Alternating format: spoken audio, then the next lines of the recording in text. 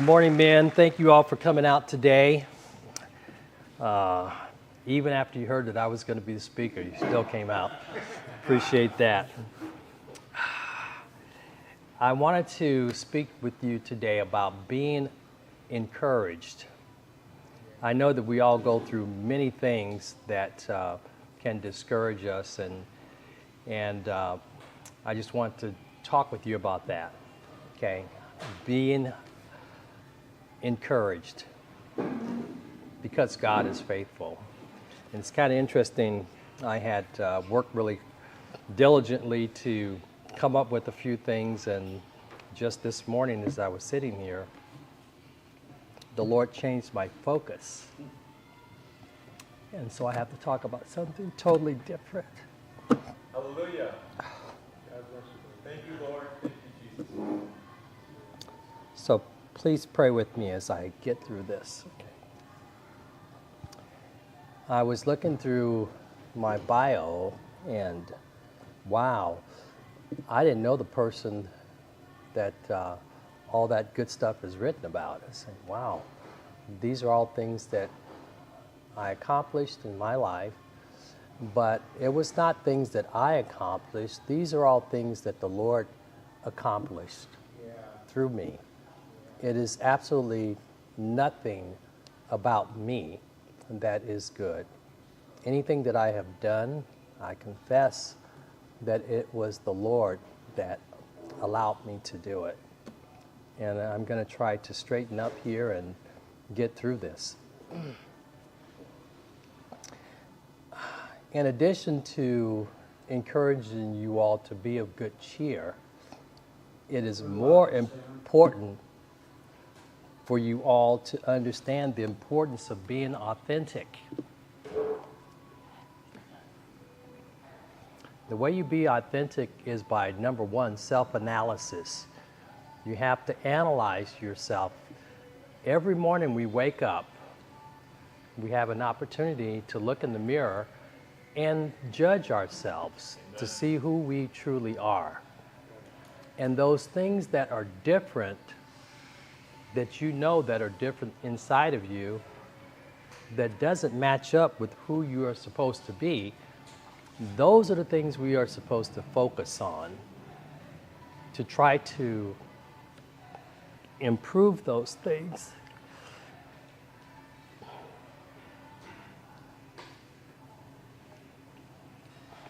That's my message for you men today.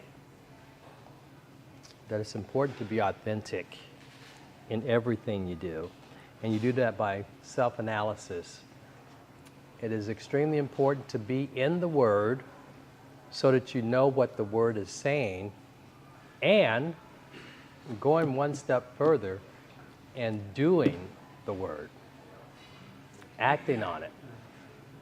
Now, when the Word convicts you, that's a good thing, because it is the Lord directly speaking to you to let you know the things that He wants you to change in your life, okay? And I have to say that there have been some things in my life that the Lord has been speaking to me about that I need to change so that my life matches up with the things that the Word is telling us we're supposed to do. And Brother Greg stated some things that are really important in that regard. We need to have accountability. Accountability is extremely important, because without it, we can go astray. We can fool ourselves into thinking that we are doing what we're supposed to be doing, and we really aren't, okay? So we have to be authentic in the things that we do and make sure that our life is lined up with what the Word is telling us to do. That's the most important thing that you can do, because you are being a witness and people are seeing your life, and it is important that you are rightly dividing the word of truth in the way that you are living, because people are seeing that. And that's what they're going to take from it. Okay. Extremely important.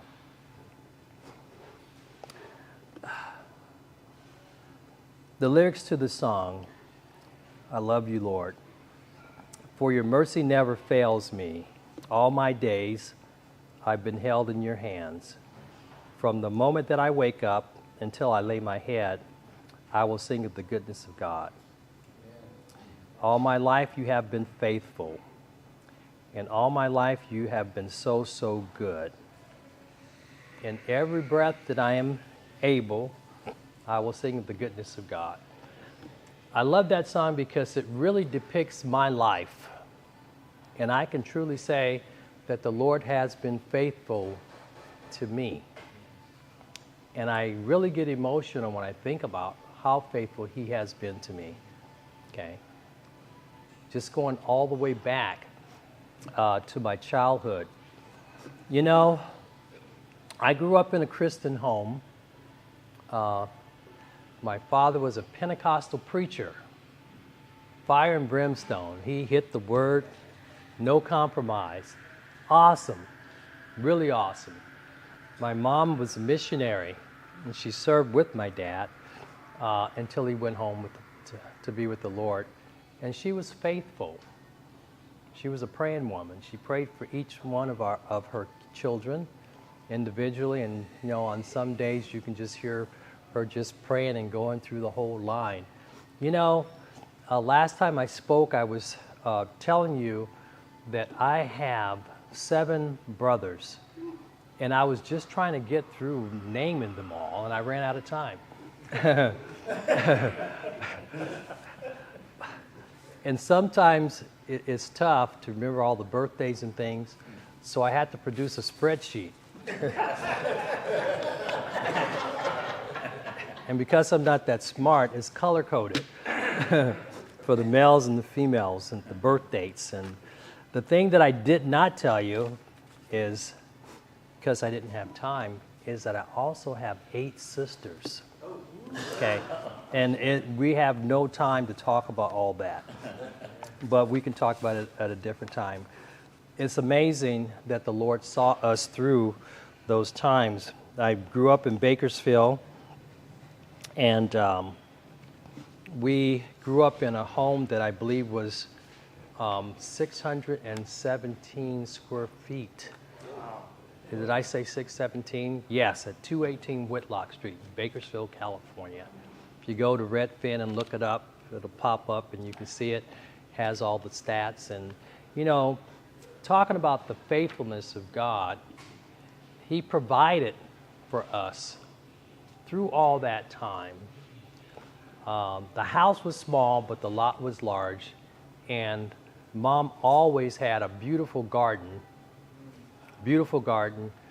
through which we raised all of the food that we needed to eat. Hallelujah. Back at a time when I didn't know what organic was, we were living and eating organically, you know, all that time. We had a chicken coop where we had fresh eggs, okay, and of course chicken. And so we lived extremely well, and when you look back, you can see how the Lord has been faithful through all of those things, through all of that time. In high school, back in I graduated in 1972. And back in that time, people of color did not have a lot to look forward to as far as being encouraged to go on to college. We didn't have counselors that advised us and showed us the way. Fortunately for me, the Lord put mentors, people in my life to help to steer me in the right directions. As I recall, my mom had a 6th grade education. My father got his GED when I was a lieutenant in the Navy. And so they didn't have the educational background and the know-how to properly direct us. But the Lord put people in my life all the way through to show me the things that I could do and the potential. And I have to mention just a couple names.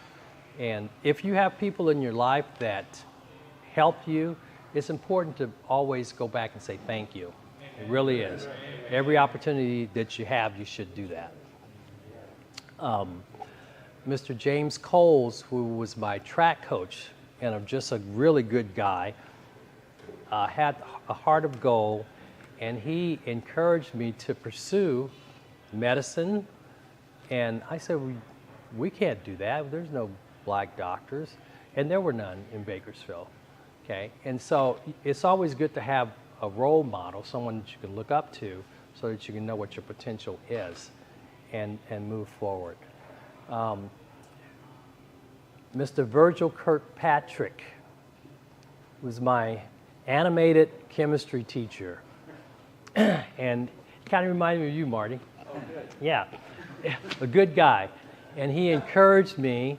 He said, Sam, when you get accepted to dental school, apply for the Navy scholarship. Now notice this. He didn't say if you get accepted. He said when you get accepted. So I knew I was going to be accepted. I just didn't know where. And then I knew that there was a scholarship out there for me because he told me, apply for the Navy scholarship. Amazing. Now, having the wisdom to listen and to follow what you're told is extremely important, and it is one of the keys to success. Because a lot of times we get the answers that we need to have, but we just don't follow it. It's important to listen and follow. And that became extremely important because when I did get accepted to dental school, I didn't have a scholarship. And, well, I did have a scholarship, but it was to the wrong school. We'll talk about that. But at any rate, as you go along, you have to listen because God works in mysterious ways. You never know how he's going to work, but you have to have faith and trust and follow him anyway, even when you don't understand it.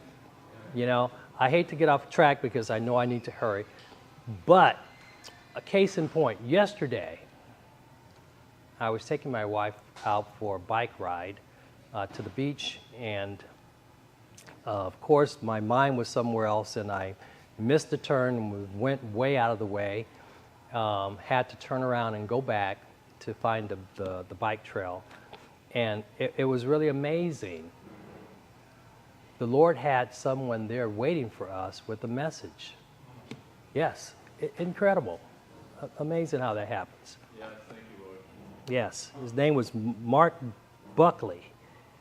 And he runs a Getting Over Depression ministry. And he had a shirt on that says, "What do you need prayer for today?" And we stopped and talked with him and prayed with him. And it was just amazing how the Lord orchestrated that. That wouldn't have happened had I gone directly. But you just never know what message or how the Lord is going to work in your life. And I've learned that. And you just kind of go. You just follow and do what he tells you, and things will work out. Thank you, Lord. Thank you, Lord.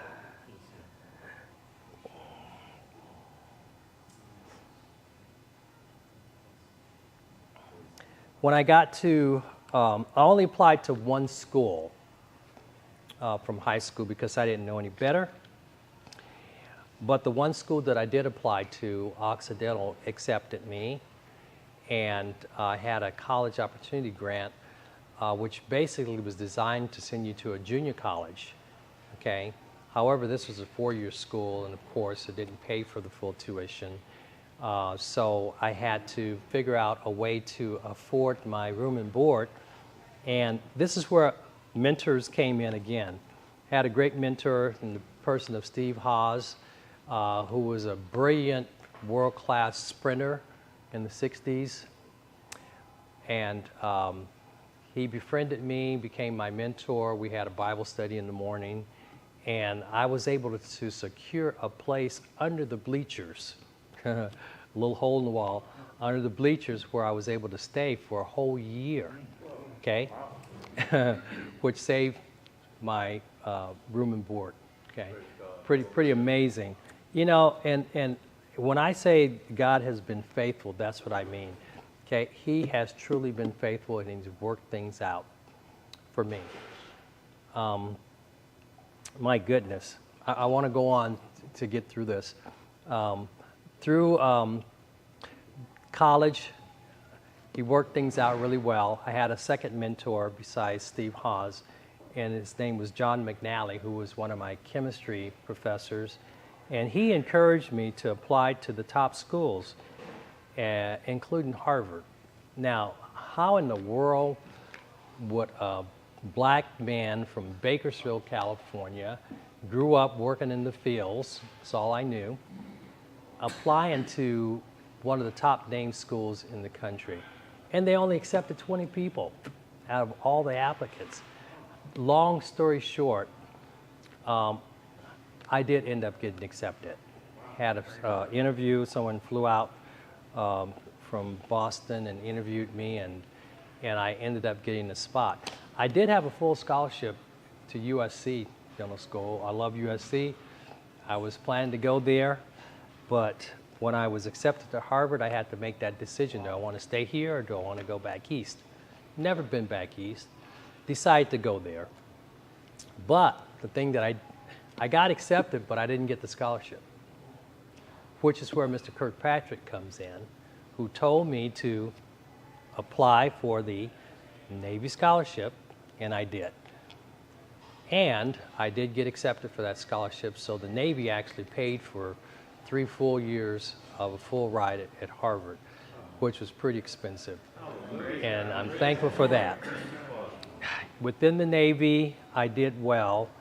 I managed to make rank on time all the way through, and went all the way to the rank of captain, which is an incredible thing. For the first 20 years in the Navy, I was the only minority or black surgeon in the Navy for 20 years. And so dealing with that, I don't want to talk about discrimination, but there are many things that I had to deal through in order to be successful. And you all too. I know there are a lot of things that begins with D that we have to contend with, including discrimination, diseases, disabilities, disappointments, death of loved ones, discouragement, various disasters, and just plain disappointment. I know for young people, Logan, sometimes things can be said to you as a young person that will stick with you to make you think you can't do something. You have to ignore those things. Okay? You have to get beyond that, because those things can come back, and you can hear people talking about things that impacted their life as a young person that sticks with them, and they're still fighting it today. But the solution is the Word of God. The Word of God tells you who you are. You can't let other people tell you who you are.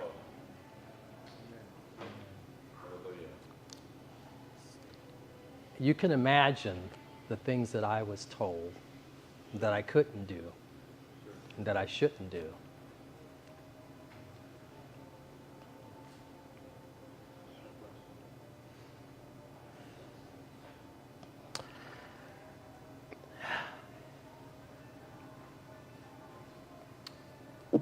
But through it all, God has been faithful. And just like He's been faithful to me, He will be faithful to you. It doesn't matter what it is that you're dealing with. Diseases, disorders, disappointments, depression. There's a solution for all of it, and it's found in the Word. So it's extremely important for us to be in the Word so that we know the Word and so that we can do the Word. Okay? Incredible. My story goes on, beyond the military. I retired 10 years ago in 2013 after completing 33 years of service, and the Lord has continued to show Himself faithful in my life. back in, wow, it's amazing, 2017 it was. I developed a blood clot in my left calf. And it was devastating. I was out for a nice leisurely walk and developed swelling in the leg and just came out of nowhere. And it slowed me down, and to the point where the wife took notice of it. And I ended up going to the emergency room and was diagnosed with a large blood clot in the left leg, and had to go on blood thinners, okay? And as a result of that, can't stand too long, can't sit too long. You have to be on the blood thinners. And I survived through it very well. 6 months later, in January of 2018, I developed a bigger blood clot. And this one traveled to the lungs, so I had clots in the lungs, and it was pretty devastating. And that took me out for a while. And, you know, the Lord saw me through that. And here I am today to talk about it. God has been faithful to me. And despite what you may see when you look at me, I have had some real trials with various diseases. And it's good to be able to have brothers to call and talk to and pray with to get through all that. And if nothing else, everyone here needs to have someone that they can call on to keep you accountable. Yes. And to lift you up when you are down, to encourage you and to help you along the way. I am 3 years out from cancer surgery, February. 3 years ago. It's amazing, the time goes by so fast, and realize it's already been 3 years. But the Lord saw me through that too. And He has me here for a reason. And so it is my job to be faithful and to serve Him in whatever capacity He lays on my heart and directs me. And that's the same word that I have for you all. You have to be faithful, be available, because the Lord will use you to His glory. So all of you men who have gone through various things, I know you all have gone through various things, health issues, relationships, whatever it is, disappointments, discouragement, the Lord has a word for you. You just have to be in His Word, because He will show you and tell you what He wants you to do. Okay? And basically that's my message for today. And you know, that song that I spoke about, God being faithful, He really truly is. And so I get kind of emotional when I think about it, and that's okay. Because He is faithful and He's trustworthy, and we can always count on Him. I think I'll stop there and allow us some time for fellowship. But let's pray, please. Lord, I thank You so much for Your direction, for Your guidance, and just for Your constant faithfulness, not only in my life, Lord, but in the lives of all those who put their trust in You, Lord. You're faithful even when we are not faithful. Even when we make mistakes, even when we fall short of what You have told us to do, You are faithful. We just thank You for that. I ask that You would lift up the heads and the hearts of anyone here today, Lord, who is struggling with issues, with disappointment, with discouragement, with relationship issues. We just ask that You would lift them up, Lord, touch them, direct them, guide them, provide for them.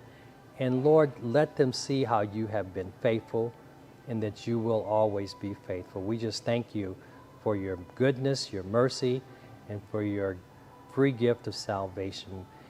If there's anyone here, Lord, that does not know You in the forgiveness of their sin, I just ask that You will touch them Let them be authentic to face up to it, Lord, and just to reach out to you, Lord.